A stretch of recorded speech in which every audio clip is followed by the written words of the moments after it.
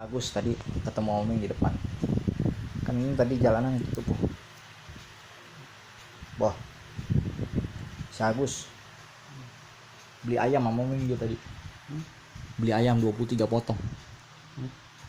Dia beli ayam sama Omeng, si Agus. Ini kan beli ayam tadi 4 ekor.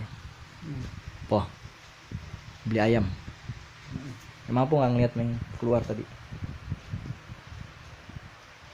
Wah, Apaan sih lo? Maksudnya? Beli ayam. itu tadi Meng ada duit noh di depan. Apa udah lihat belum?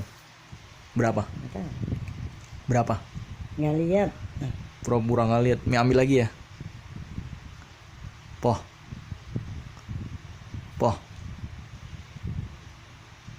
Duit diambil lagi ya? Ini tahunya ke kamar mandi aja. Enggak, mau diambil apa enggak nih? Apa Mie ambil lagi nih? Yang konyol dulu. Kok jangan konyol? Kenapa Poh? Jual ayam tadi 23 potong. Tau gak berapa? 13.000. 23 potong. Iya, Buat apa deh? buat dibakar sama warga. Oh.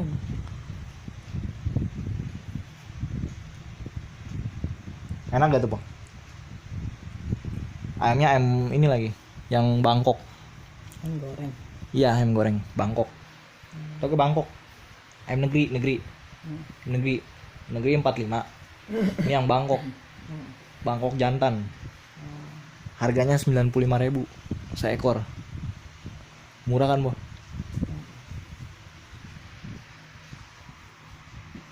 Tapi apa doyan ayam? Hah? Ya udah, nggak ada yang dibawa pulang sih. Diborong semua sama dia. Gitu ya. Oh, Hah? ya udah. Udah. Duitnya mau diambil apa enggak? Bosnya. Ambil dong, hapus sendiri dong. Wah, Mie ambil sendiri buat Mie nih ya.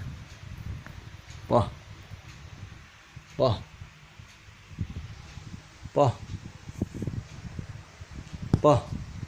Apaan sih lo?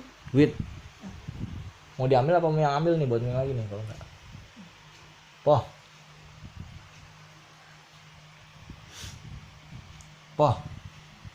Mau diambil apa enggak? Bos ini. Mana? Ambil. Oh, Mau nggak Mie masukin kalau nggak nih? Mau diambil apa enggak? ketok ya. Iya, mau diambil apa enggak? Mau ngasih ikhlas apa enggak lo? Mau diambil apa enggak? Kalau nggak masukin lagi nih. Konyol lagi. Konyol. Minta malahan. Ngedumel, udah minta ngedumel. Mau diambil nggak? Ini RT makan Siapa? pakai ayam. Enggak lah. Anaknya si ini aja, si Agus. Si Agus anaknya banyak, Po. Hah? Anaknya banyak dia. 3. Anaknya 3. Banyak lah. Gaji kecil kalau misalnya beli ayam kadang-kadang dapat, kadang-kadang kagak. Makanya dia narik juga nggak seberapa dapatnya. Ini lagi tugas dia. Tadi main pulang ketemu si Ulung, Bo. Lu habis dari mana katanya? No, habis dari tukang pecel. Ngapain? Ini bawa ayam. Terus si Ulung bilang, lu ngapain di tukang ayam? Ya gua ngeliatin dia goreng gimana caranya.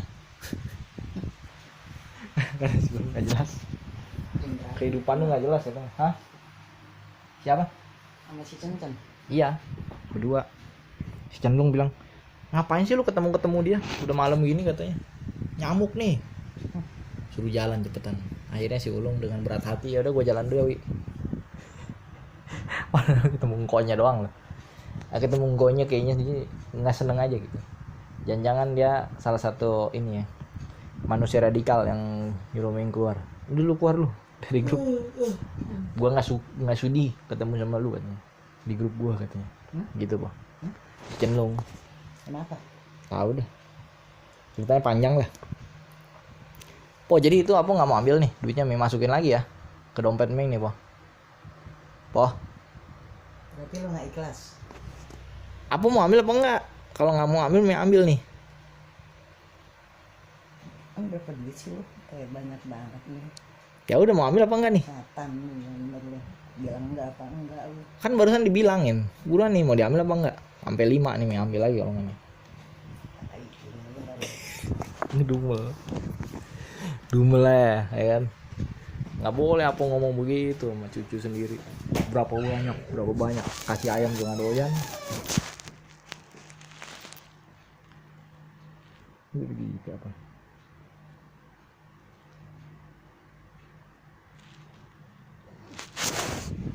Sampai ku papas nih, sampai ku guys. Jadi kayak gini nih. Kayak apa ini? Kayak gini lah. Kalau misalnya sebenarnya kalau mau rapi sih diginiin aja nih.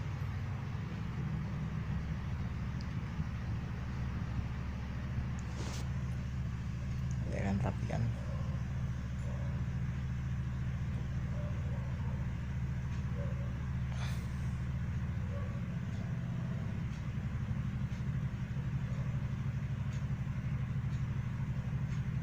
Gara-gara lagi ngamuk nih, aku potong langsung shot. Ya ini jadi ikutan kena imbas. Tapi baru saya depannya udah nunggu cepat.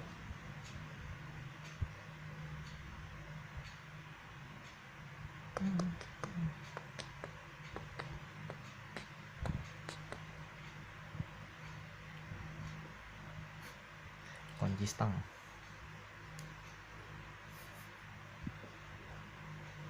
Kocak. Nggak balik-balik nih gue. Kemana kah dia berada? Ini gue itu bakso 12.16 ini. Udah malam banget ya. Ini kayaknya tidak berpaham terlalu banyak.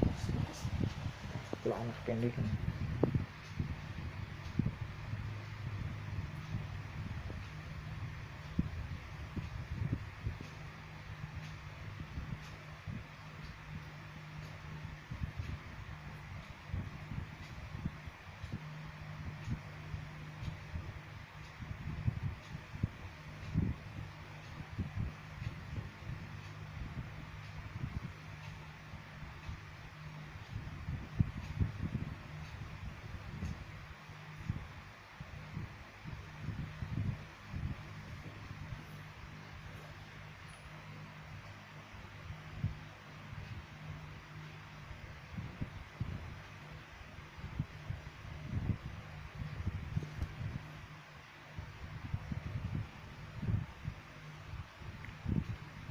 星星静静你进来我的思绪，高原正在这回忆，轻轻摇上你为家里，舍不得为什么你。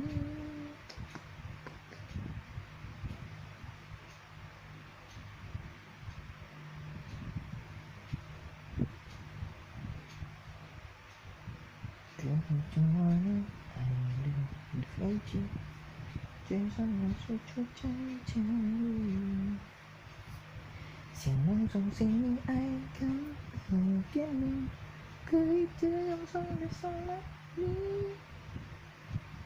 好想和你说一首 melody， 每首是我嘴里的旋律，就和你样就好神奇，可以这样送的送了你，好想和你说一首 melody， 每首是我嘴里的旋律，就和你装着歌说爱你，想你不甜甜。It's all about me.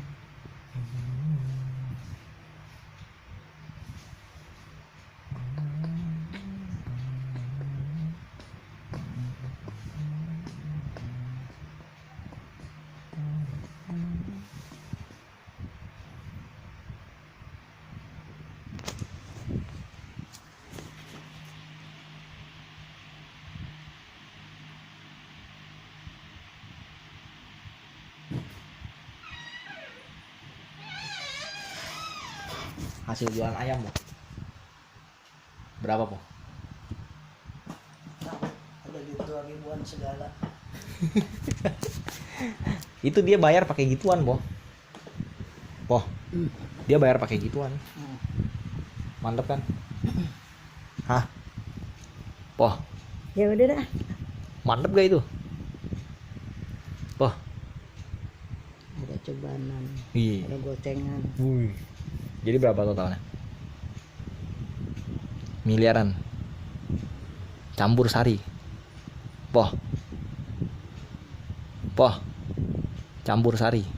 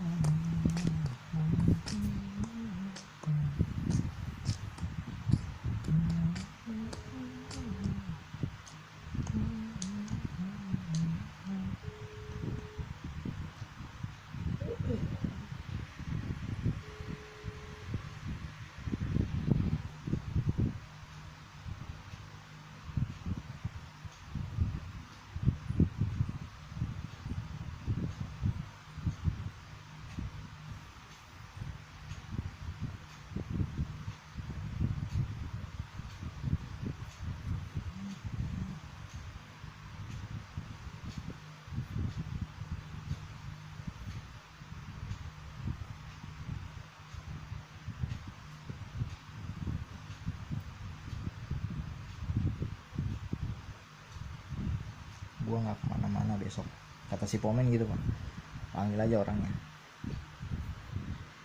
Oke, berarti besok pagi aku mesti datang ke mana kalau kayak gitu guys.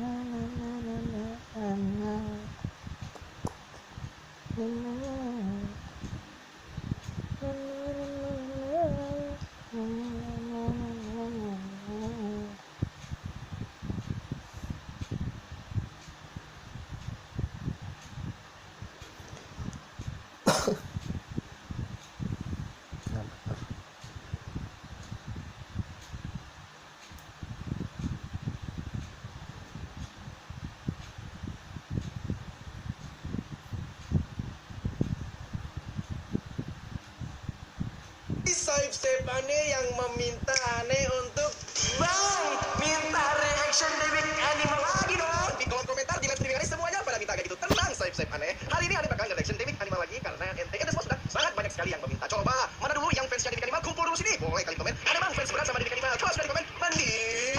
Kita dulu.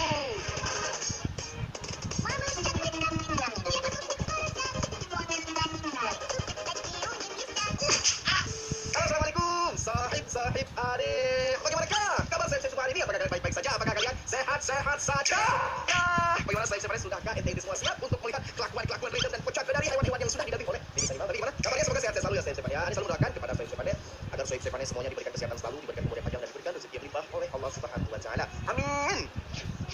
Oke, Saif Ade tidak usah terlalu banyak kencing sebelum masuk ke videonya. Jangan lupa like dulu video ini. Tidak ada target-targetan, tapi siapapun yang mau like video ini, Ane doakan semoga ente semua mendapatkan pahala yang sangat berlimpah, dan Ane doakan semoga Saif Ade semuanya masuk surga. Amin. Dan buat ente semua yang belum subscribe, langsung aja di klik tombol linknya dulu karena sebentar lagi sudah 8 juta dan Ane bakal reaction bareng istri Ane. Oke? Dan berapa lagi langsung aja kita masuk ke dalam videonya. Oke, Saif Ade sekarang ini Ane sudah di dalam akunnya Dewiq Animal. Apakah ada video-video terbaru dari Dewiq Animal? Seharusnya ada ya. Karena Ane sudah lama sekali tidak nge-reaction Dewiq Animal. Langsung aja kita buka ke dalam videonya. Ane.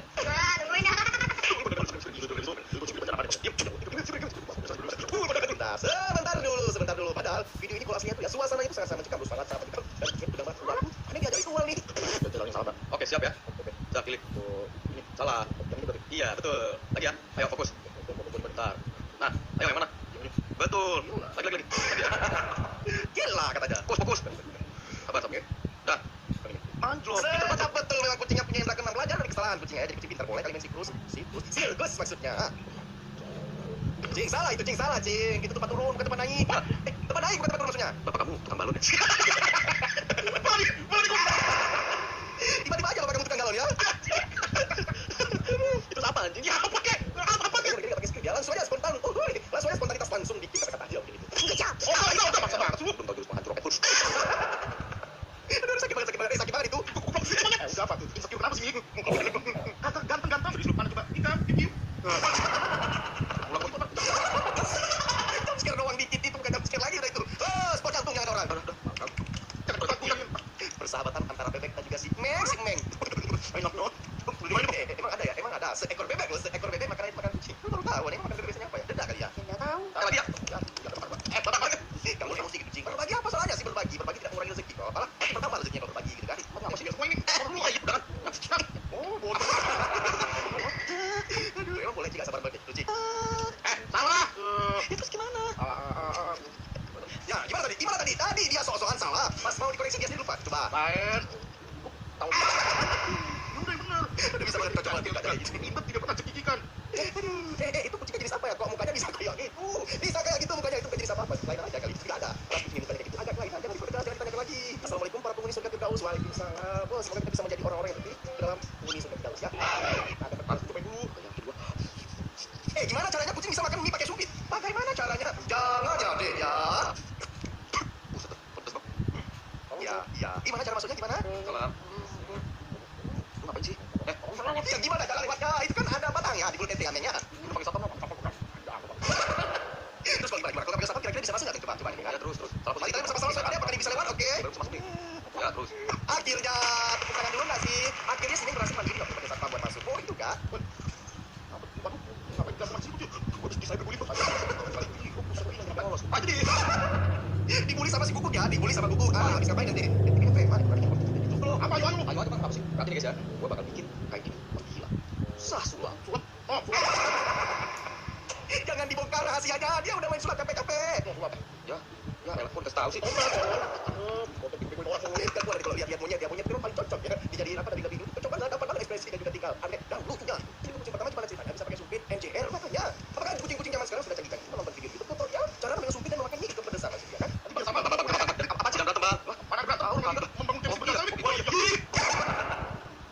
Apa itu kok gue? Malah berdansa mereka berdua. Sabar, udah ngopi nih. Lamaan kalau begini bang. Sabar kalau ini cuma aku sabar. Ada begini. Lah kagak ini dia tempat makanya gue. Iya dibully lo pura-puranya mentang-mentang jalannya pendek, mentang-mentang jalannya lambat mau didorong ente yang tinggi jerapah, dorong aja terbangin aja langsung. Kita lagi, kasih kuat lagi. Tahu enggak sebenarnya kalau pura-pura itu sebenarnya bisa lari. Nah, apa tidak ente lihat pura-pura lari sama cepat kayak ninja. Pernah enggak? Kagak bang ini dia lebih cepat aja dikit aja. Baru kemana? Cek siapa juga? Salam kenal, Meng. Salam kenal. Kamu mana dia lewati mana dia? Ini lagi. Nah, itu dong boleh salamin. Iya dong, subscribe 2 juta. Boleh tapi kucing sebanyak itu agak lain aja, enggak bisa salah kucing lain. Rika, halo Niko, kamu siapa namanya? Tasya mbak, oh Tasya. Herman. Nama lengkapnya siapa? Herman Ultraviolet. Oh, kayak dia mau memberikan nama kucing Herman Ultraviolet. Apakah kita sebut anjing? Dari mana coba Herman Ultraviolet? Panggilannya tornado dari mana? Coba itu ya. Ada betul-betul aja lagi.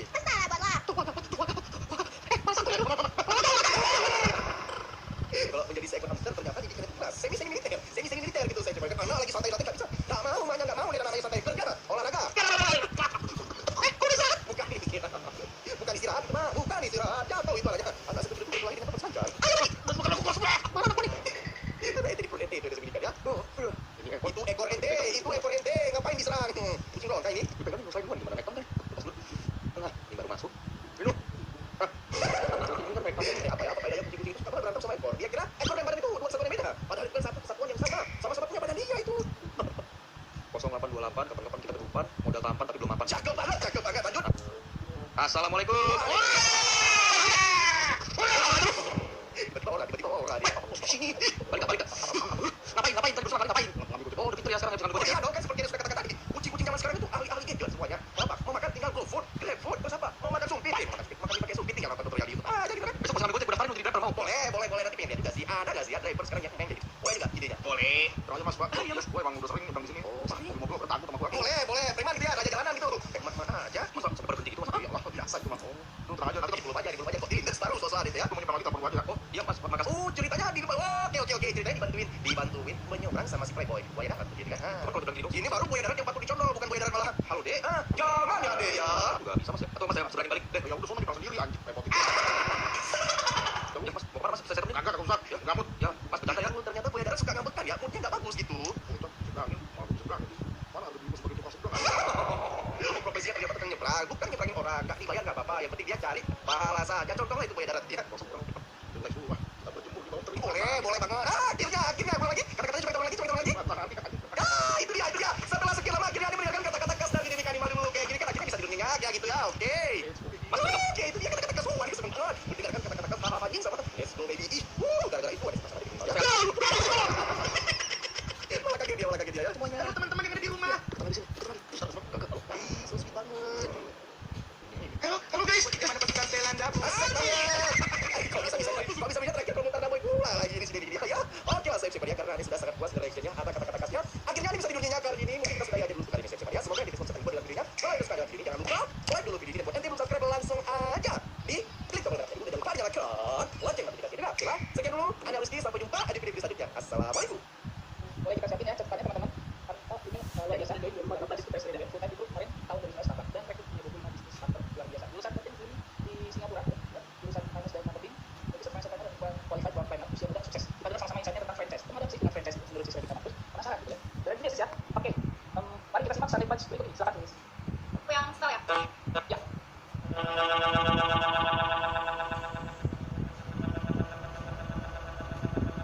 Ada suara. Ada yang betul ya?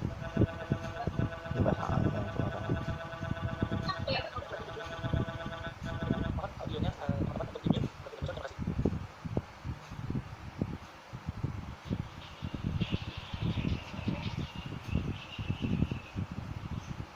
Dari bang di rumah.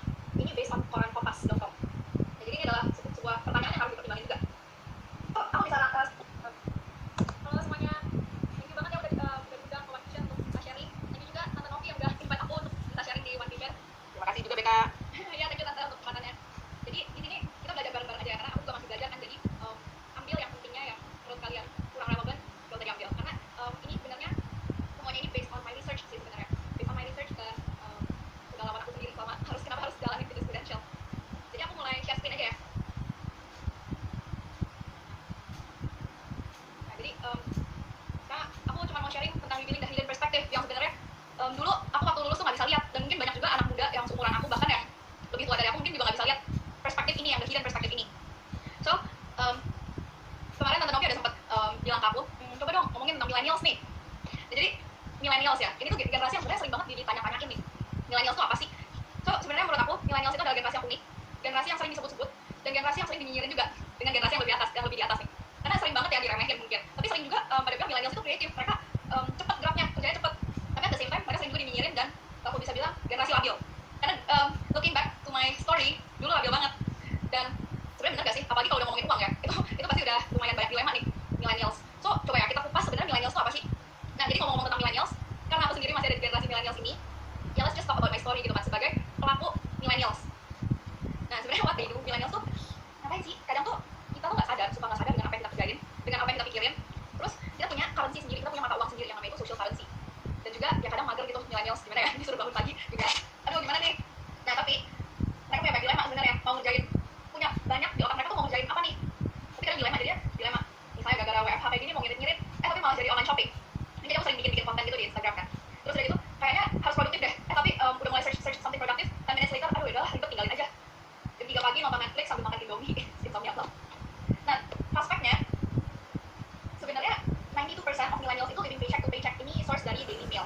Oke, dan just 38% feel financially stable and ya that's what the survey shows gitu kan. Jadi sebenarnya 62% itu banyak dari millennials itu sebenarnya cuma kerja untuk bayar bill. Sedangkan cuma 38% doang yang bisa financially stable. Kenapa? Karena ini dari creditcard.com, source-nya dari UK juga.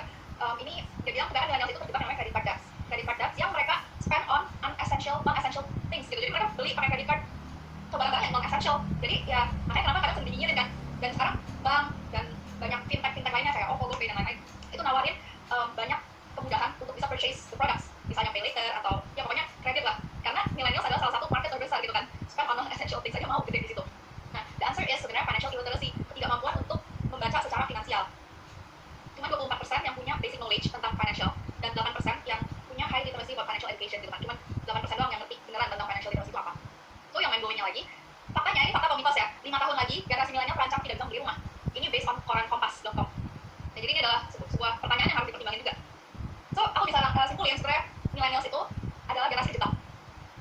Kenapa terjebak? Karena balik lagi ada pay later, nabung untuk nabung masa depan kadang nggak bisa, soal kerjaan masih suka dilema, terus cicilan kartu kredit, tanggungan keluarga, overspending waktu nongkrong itu, ya kan kita selalu debat aja lah di situ. Kira-kira fine-fine aja, tapi ternyata kok enggak gitu kan? Ini kan ada banyak banget. Nah, jadi kesimpulannya jangan sampai punya duit salah, punya duit banyak salah, punya duit dikit jadi masalah. Nah, ini kan suatu bumerang jadinya. Nah, jadi hari ini kan judulnya tuh franchise to franchiser business ya. Ini juga sebenarnya nggak tahu gimana bisa ketemu nama ini, karena waktu itu sempat lagi bikin presentasi, terus udah gitu sempat ngobrol sama papa, terus ada tuh connect the dots gitu. Jadi dari apa yang aku tahu dan apa yang aku baca, aku coba sambungin dengan bisnis Prudential dan ternyata nyambung gitu kan. Karena Prudential sendiri adalah bisnis. Kalau Prudential bukan bisnis, gak mungkin bisa nyambung dengan semua insight yang udah aku kumpulin. Nah, jadi kenapa aku bisa bilang bisnis Prudential adalah franchiser business, franchise to franchiser business, itu nanti bakal aku bahas di bawah ya. Nah, jadi sebenarnya on the way bisa punya mindset untuk ngelihat Prudential itu ternyata sebagai bisnis dan Prudential itu sebagai franchise to franchiser business yang pada umumnya bisnis franchise sendiri aja nggak bisa ngelakuin ini gitu kan. Nah, jadi di titik sampai sekarang aku bisa punya mindset franchise to franchiser itu karena I've gone through so many proses juga sih untuk bisa accept kalau Prudential itu adalah sebuah bisnis gitu. Karena ya, let me tell my story sedikit. Aku kan lulusan dari Singapura, dari Singapura, lulusan majoring in finance and marketing, langsung double major finance and marketing. Nah, ngelihat dunia luar, ngelihat opportunities di luar, maksudnya kan nggak masuk akal aja pulang-pulang dari Singapura jadi agent asuransi. Siapa yang mau juga jadi agent asuransi? Itu aku udah kayak yang ngambek-ngambek sama mama, terus mama juga kayak pusing gitu ngurusin aku kan. Terus dia waktu itu aku pulang ke Indo, itu juga karena disuruh sama dia. Tadinya tuh enggak, orang lain udah kelar sekolahnya, pulang karena udah jalan-jalan. Nah, aku tuh enggak, aku tuh di sekolah bikin CV sama teman aku satu lagi yang akhirnya jadi agent aku juga sekarang, bikin CV di sekolah diam. Terus kita apply ke perusahaan-perusahaan di Singapura. Nah, udah gitu aku bisa, aku send my CV ke mama. Terus si mama yang kayak, yaudah sini ayah hire you aja. Terus aku yang kayak, mau bayar gue berapa? Mau bayar gue berapa? Minimum salary di Singapura kan 2.000-an dolar gitu, dan itu udah banyak gitu kalau di convert ke rupiah udah 20-an juta lebih gitu kan. Terus udah gitu mama yang kayak, udah balik aja dulu. Nah, terus kan ya daripada ya bisnis itu kali aku balik aja. Terus aku balik disuruh ADI, disuruh Prudential. Nah, itu aku yang kayak gak seneng lah, maksudnya ngapain sekolahin gue jauh-jauh ke Singapura, terus udah gitu suruh bisnis Prudential. Kalau kayak gitu mah gak usah kuliah ke Singapura, ngapain kuliah aja di Indo juga ya lebih efisien kayaknya. Itu kan sempat mikir kayak gitu kan, tapi ternyata enggak gitu. Nah, jadi itu di awal-awal tuh sebenarnya adalah sebuah bumerang buat aku untuk join di bisnis Prudential. Nah, terus abis itu aku cari tahu sendiri, dan aku ketemu satu buku yang ternyata tuh it explains my motto sih. Ini ternyata salah satu yang aku pegang itu adalah sebuah seni untuk bersikap bodo amat.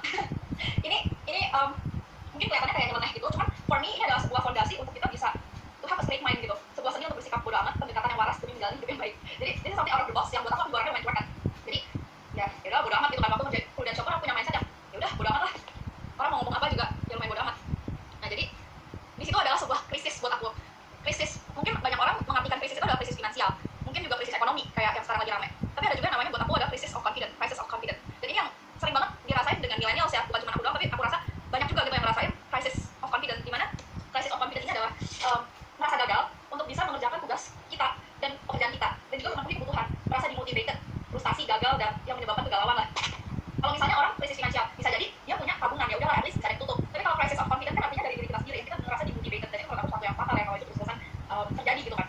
Nah, jadi bagi kita tadi penuh banget dengan kegalauan waktu balik ke Indo, dan ya nggak cuma aku doang, pasti aku yakin banget millennials yang ngerasain yang namanya galau, karena aku sering tukar pikiran dan lain-lain sama teman juga kan. Jadi galau itu antara gelisah antara lanjut atau udahan. Jadi gelisah antara aku harus balik ke Indo, nurutin si mama, atau aku coba ya tergantung my passion mau apa. Aku suka banget di dunia fashion industry ya, fashion and makeup industry. Aku pengen banget sebenarnya ngerjain itu gitu kan, cuman ya disuruh pulang ini itu. Jadi itu adalah sebuah kegalauan between passion and money sebenarnya. Nah, itu juga aku bisa ngerti between passion and money juga karena aku di Prudential gitu. Kalau enggak, kapasitas aku mengerti soal bisnis, soal life in general paling cuma kayak kecil doang. Tapi when I jump into Prudential, karena jelas banget yang dikupas bukan duit doang, tapi juga capacity.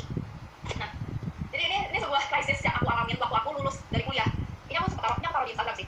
Jadi di sini aku tulis kalau ya after finishing my uni, I had a severe confusion gitu, aku bingung gitu kan mau ngapain, karena mau ngerjain A yang aku suka, tapi kok ortu kayak nggak supportive gitu di bidang itu. Ya biasa orang tua kan kayak gitu ya. Jadi aku juga kayak lumayan pusing juga kan gimana. They said never been easy gitu kan, waking up knowing that I will be walking in a completely different world. Lulus waktu kuliah ya tahu gitu apa yang harus dikerjain, tapi waktu waktu udah lulus harus apa yang kita kerjain tuh bingung, kayak nggak ada deadline tertentu. Jadi saat kuliah sekolah tahu jelas deadline apa yang harus diselesaikan, tapi ketika lulus kuliah semuanya jadi blur tiba-tiba. Deadline apa yang harus diselesaikan antara ego, emosi, ambisi, mimpi jadi nggak jelas juga. Nah, jadi yang akhirnya membawa aku ke dalam satu trap di mana aku jadi nggak bisa berdamai dengan diri sendiri. I was exposed to things that hinder me from finding value and meaning in myself. So, but in the end, this is what I learned the most gitu kan. Ini what I learned the most ketika aku udah berdamai dengan diri sendiri. Let's just see what is Prudential gitu kan. Karena jangan mungkin juga kalau misalnya Prudential jelek, mama papaku suruh aku ngejalanin bisnis Prudential. Tapi itu ya aku bisa ngeliatnya kok lu bias banget gitu kan. Itu tetap masih nggak bisa accept sebenarnya, tapi udah mulai yang yaudah let's just see what it is gitu kan. Terus I learned the most, everyone can have their own definition of success, but one thing for sure, your success is not determined by other people's success, because you are your own success, so own it gitu. Jadi di situ aku ngeliat, gila, lu ngomongin sukses,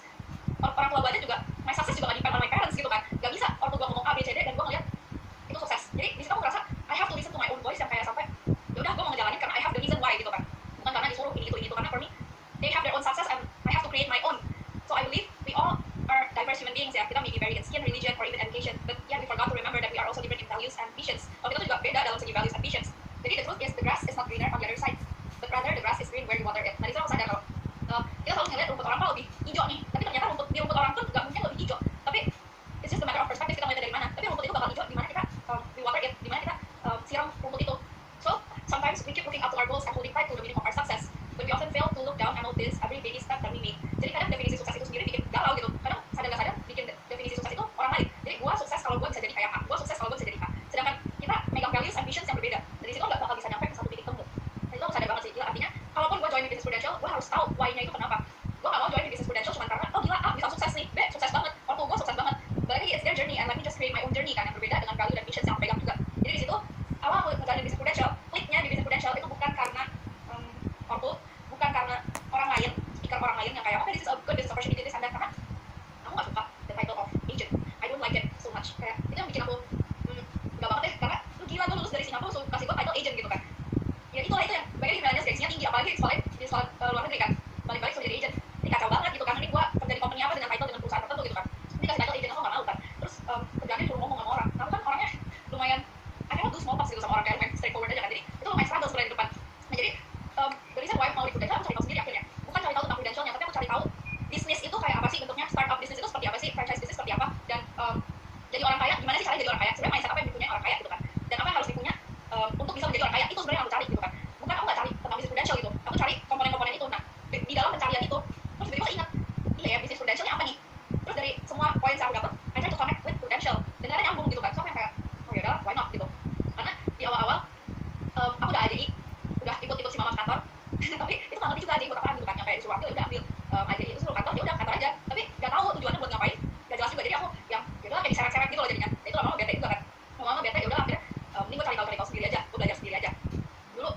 Pulang-pulang kesini terus suruh kantor kan, itu si mama sampai teriak-teriak kayak woi bangun Pak, udah jam segini. Terus dari gitu aku yang kayak nggak bisa mau muay thai, terus dari gitu tetap diseret ke kantor kan, terus dari si mama kan kayak gitu. Terus dari gitu udah nyampe kantor itu juga sering kabur, jadi kayak anak kuliahan banget ya, maksudnya karena gue gak suka gue bakal rebel nih, gue bakal rebel kayak gue beneran gak suka gitu loh, showing my rebellious kalau gue beneran gak suka. Terus udah gitu ya di situ lama-lama capek sendiri mau sampai kapan kayak gitu, karena mau ngerjain ini mereka gak suka, terus mau ngerjain ini tapi gue yang gak suka, terus gue dari tengah-tengah yang kayak kejepit gak tau harus ngapain gitu kan. Tapi setelah aku sadar kalau misalnya diem aja juga tampak kemana-mana, jadi ya cari tahu sendiri, aku bayar seminar sendiri, aku dengerin podcast, aku dengerin YouTube, terus lama-lama kerangkum udahlah kayak masuk di Business Prudential. Dari situ aku sadar di dalam masa pencarian itu, aku sadar sebenarnya idealism itu kills. Orang punya cita-cita tinggi tapi realitas suka berkata lain, keuangan, restu ortu dan lain-lain suka menghambat jalan kita. Jangan terlalu idealis, it may be biting you in the ass, but a lot of people wanting to go high level, misalnya pekerjaan tinggi, bergengsi, sekolah tinggi, tapi pekerjaan dan sekolah tinggi sekalipun kalau ternyata gajinya rendah, what's the point of all that gitu kan. Kalau nggak tetap hidup mandiri, ujungnya jadinya egois aja gitu, ngikutin apa yang kita mau tanpa mau melihat the opportunity around us. Jadi ini sebenarnya ini aku tulis di sini itu sebenarnya tulisan aku sendiri, ini based on pengalaman aku sendiri. Aku jadi kayak ya kadang tetap pikiran teman-teman atau ya kadang nulis notes, dan ini sebenarnya this is real gitu, this is what I'm going through.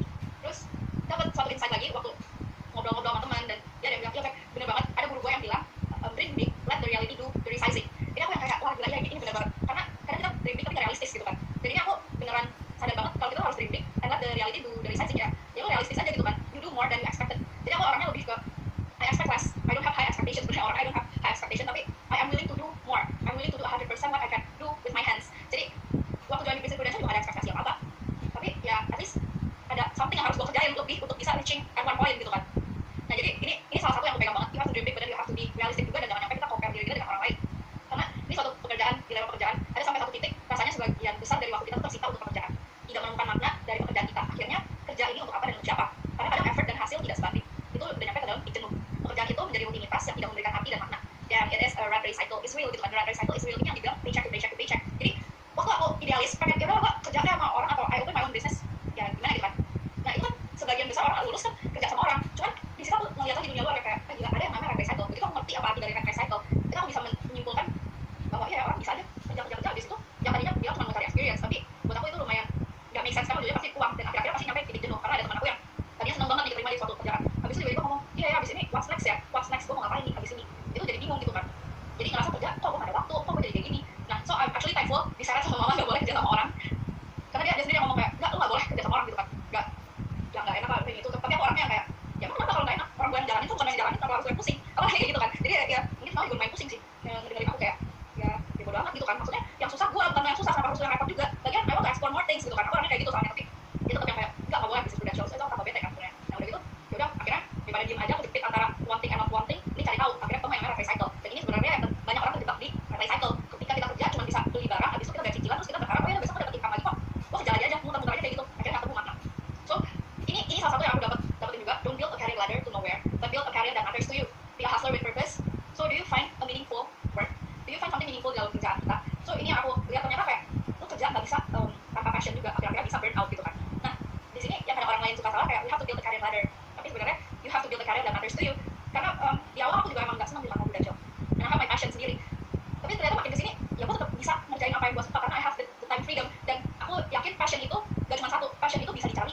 Jadi along the way aku mau passion yang baru, kayak jadi senang bikin konten, bikin ini bikin itu yang tadinya mungkin kalau aku nggak open my mind, aku nggak tahu banyak, aku malah ketinggalan lebih banyak hal gitu kan. So I'm actually grateful bisa ada di sini karena mainnya dengan orang-orang yang di atas aku, yang punya mindset yang lebih terbentuk daripada aku, dari situ jadi ngasih aku lebih banyak opportunity daripada kalau aku ngikutin egonya aku sendiri.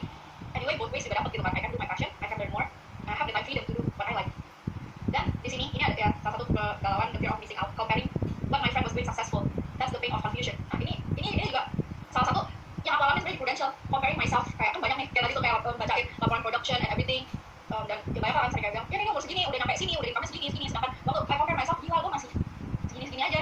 Nah aku sebenarnya ngeliat orang ngerjain apa terus mikir maybe I should be like them, but hey, stop comparing and start pursuing what is meaningful for you. Remember that the grass is not always greener on the other side, but rather the grass is green where you water it. So aku sadar sih kayak oh iya gila juga dia udah sampai situ, ya dia pasti udah gone through so many processes yang mungkin aku nggak lakuin gitu kan. Jadi ya di situ aku sadar nggak bisa sih gue start always compare myself to people gitu. Akhirnya juga kita nggak bertumbuh. Kayak ini aku dapet insight dari teman aku, dia bilang gini, dia tuh harus positioning diri kita sebagai pelari, a championship. Kita jadi pelari yang sukses gitu. Pelari yang sukses selalu punya mata ke depan, bukan ke samping. Kalau kita lari tapi mata kita terus ke samping, ujung-ujungnya kita ketinggalan dan mereka yang moving forward. Jadi itu yang kayak oh iya gila, ya udah bodo amat, mereka yang orang bodo amat, ya udah bodo amat, aku mau achieve ini dalam jangka waktu yang segini. Let me just focus on myself because I know my own capacity, dan mungkin kita punya value yang berbeda, kita punya visi yang berbeda. Jadi kenapa harus gue samain diri gue sama lu? Anyway, gue pasti nyampe ke titik situ juga dengan cara gue sendiri gitu kan. Dengan cara gue sendiri yang bukan gue ngapa-ngapain, tapi I do more and I expect less. Jadi menurut aku orang ada kapasitasnya masing-masing juga, nggak bisa disamain. Nah itu yang sebenarnya bisa jadi pressure gitu kan buat millennials. Kadang aku juga marah kalau di compare gitu kan, kayak jangan dikira gue nggak kerja gitu, jangan dikira gue nggak cari tahu, tapi my way of finding out something is different from your way gitu kan. Jadi ya udah, for me ya udah, gue ada pelari, gue harus ngeliat ke depan bukan ke samping.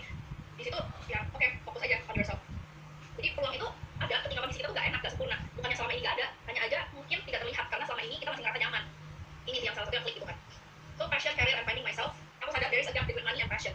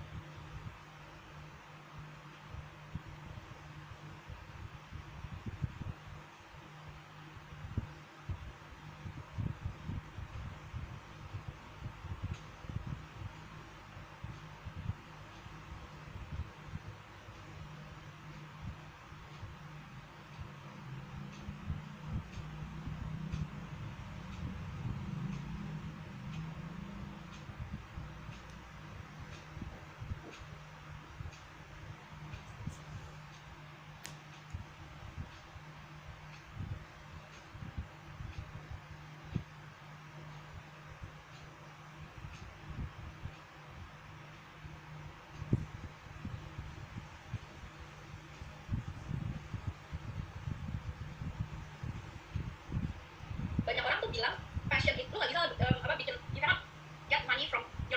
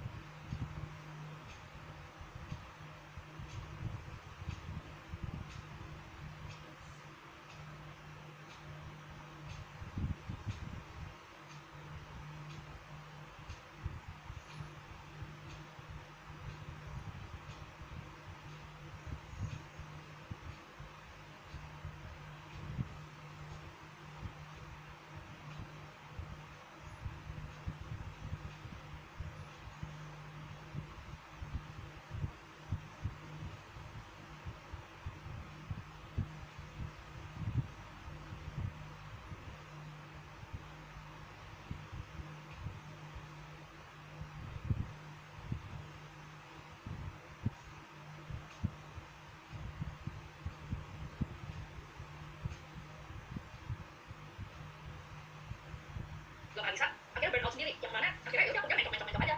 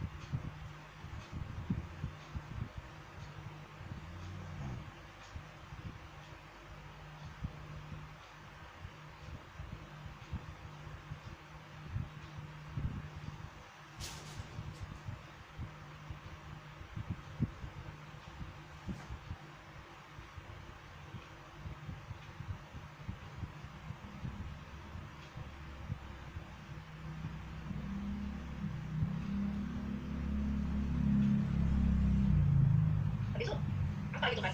Dan menurut aku passion itu bisa juga even monetize your passion dengan cara yang benar. Kalau tahu formula yang benar cara monetize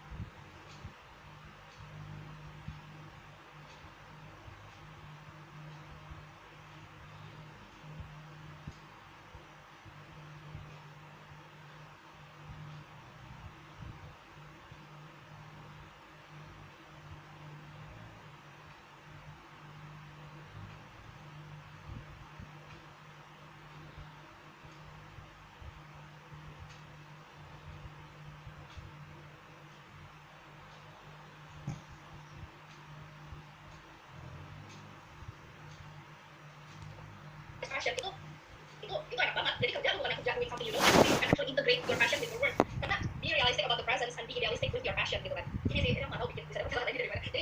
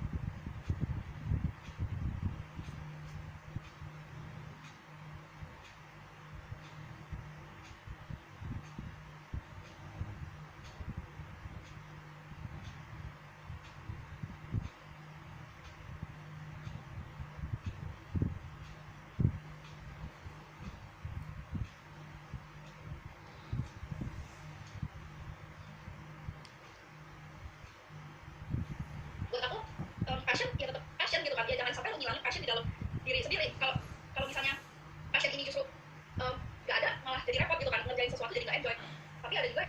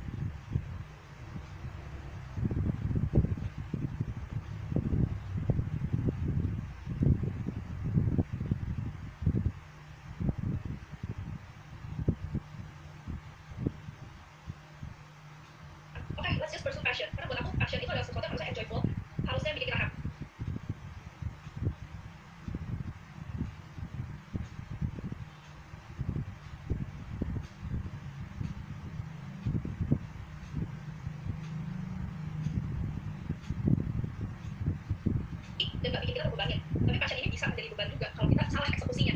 Kayak misalnya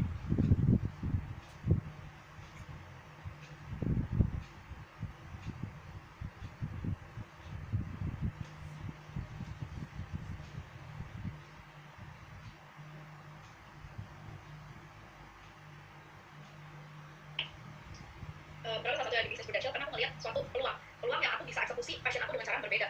Karena waktu itu aku bilang ke mama kan kayak mau jadi makeup artist aja, mau ngeles makeup. Terus udah gitu si mama yang kayak ya udah kalau lu jadi makeup artist terus tuh tangan lu sakit nih, misalnya tangan lu bermasalah atau lu sakit lah, lu nggak usah kerja dong, income lu berkurang 1 hari. Terus bilang ya benar juga sih, nggak salah, cuman kan ya that's what everyone is doing gitu kan, ngambil makeup course, ngejarin makeup jadi makeup artist. Terus mama bilang ya udah kenapa lu nggak mau going to the next level, instead of being a solo makeup artist you become a makeup investor for example. Terus kayak ya benar juga sih, jadi situ mulai kayak diam, terus mulai oke, what is prudential gitu kan. Nah jadi di situ aku mulai bisa positioning diri aku sendiri. Jadi di prudential bukannya aku ninggalin passion aku, tapi malah aku bisa have a greater vision about my passion gitu kan. Karena kalau misalnya kita lihat Robert Kiyosaki,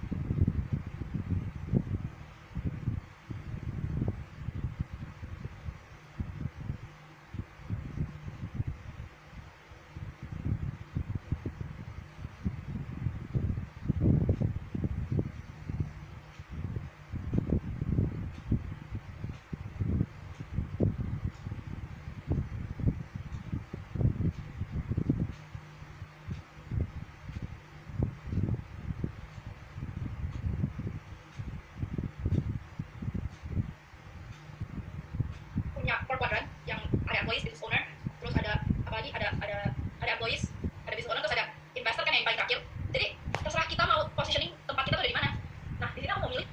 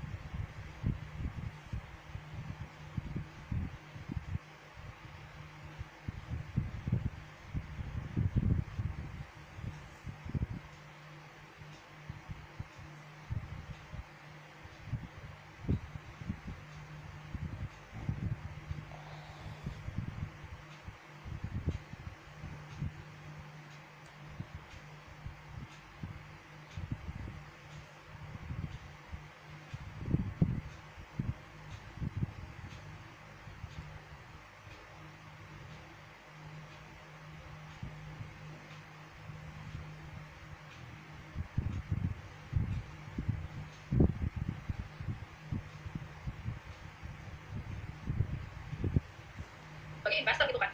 Karena aku sadar banget yang punya duit itu yang punya kuasa. Mau kita yang pitching ideas ini itu tapi kita nggak punya duit. Akhir-akhirnya kita punya company bisa disetir sama orang yang investor ini yang punya duit. Akhir-akhirnya value dari company ini bisa aja shifting gitu kan. Makanya aku sadar ya udah, why not positioning myself as an investor gitu. Nah, aku mulai cari tahu investor tuh harus ngapain sih. So, ya ini aku skip aja. Karena krisis adalah waktu untuk kita berpikir, mengingat tentang purpose dan tujuan hidup. Bahkan dalam krisis pun Tuhan dapat jelas dan meneguhkan tujuan hidup kita. Karena mengenali tujuan hidup adalah satu hal dan menghidupinya adalah hal lain. Jadi sebenarnya simpel aja. Aku cuma ya udah, what I can do best with my hands, I will do it gitu kan. Karena purpose itu akan kelihatan seiring waktu kita mengerjakan apa yang harus kita kerjain. Dan buat aku perjalanan yang membawa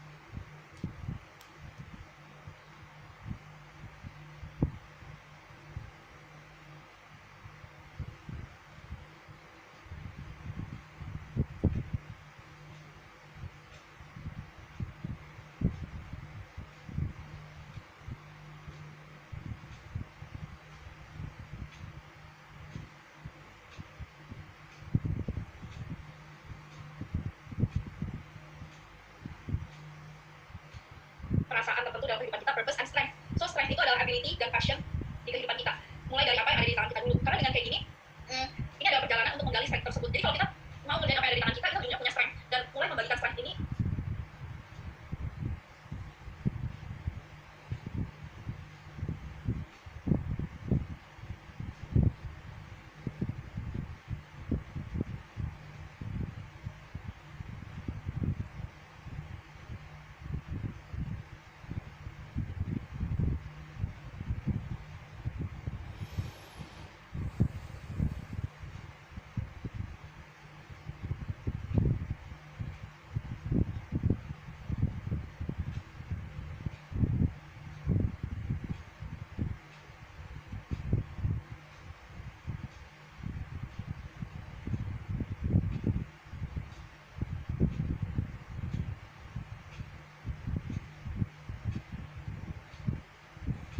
untuk menjawab tantangan dan masalah kita. Jadinya ya udah itu udah mulai berdamai dengan diri sendiri kan. Oke, let's just search more about it. Yang penting banget namanya ekosistem. Salah satu yang namanya potential. Ekosistemnya tuh mendukung banget karena aku sampai kalau misalnya waktu itu aku kerja sama orang ya nggak punya ekosistem aku kerja sama orang. Yang nggak ngejalanin profesi sebagai kerja sama orang sih, cuma maksudnya ekosistemnya ada di level yang sama aja gitu kan. Kayak bos lu mau bergaul dengan bos lu juga, nggak mungkin dia ngasih 100% knowledge-nya ke lu gitu kan. So kalau misalnya kerja sama orang malah ya udah perspektif lu segini-segini aja dengan same level aja segitu. Tapi kalau misalnya di sini malah dipaksa untuk level up your own perspective, to level up your mindset. Jadi for me lingkungan itu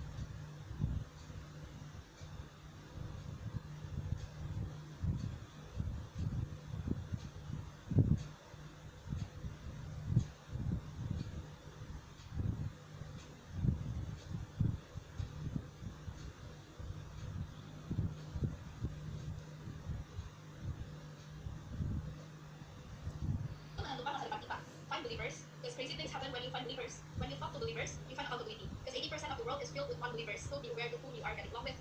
Satu orang non-believers aja bisa affecting the whole group. Jadi ya di situ, makanya kenapa aku bersikap bodo amat. Karena ya, I have my own principle, I have my own visions, and I have my own value. Jadi kenapa I have to listen to other people who have different values from me gitu kan. So ya positif aja, start survey. Karena melayani mengkondisikan kita supaya punya fokus kita lebih daripada kita sendiri. Dan mulai belajar melihat perspektif lebih besar. Because crisis reveals what strength and power reveals their character. Karakter buat aku tuh penting banget juga. Karena itu nentuin kita tuh punya value. Iya, banyak orang juga.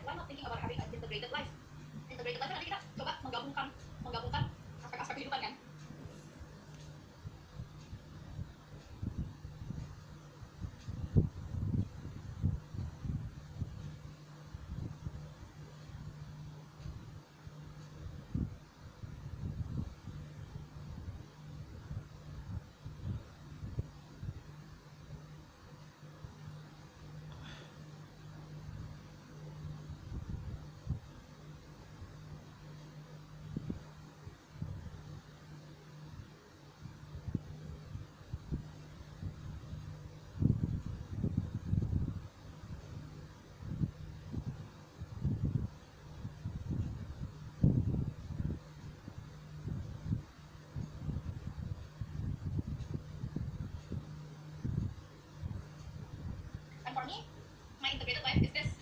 In order for you to have a successful journey, you need to integrate belief, action, responsibility, and God. Karena kalau kita hilangin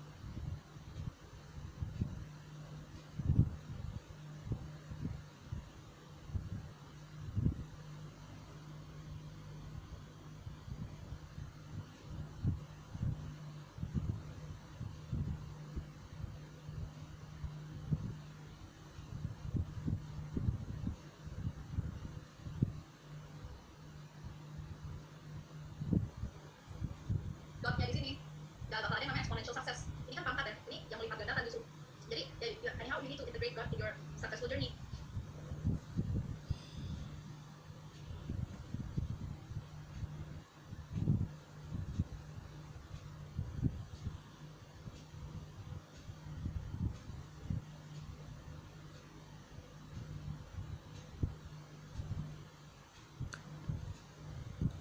Karena you are the starting point, not who back you up, but everything started with who you are.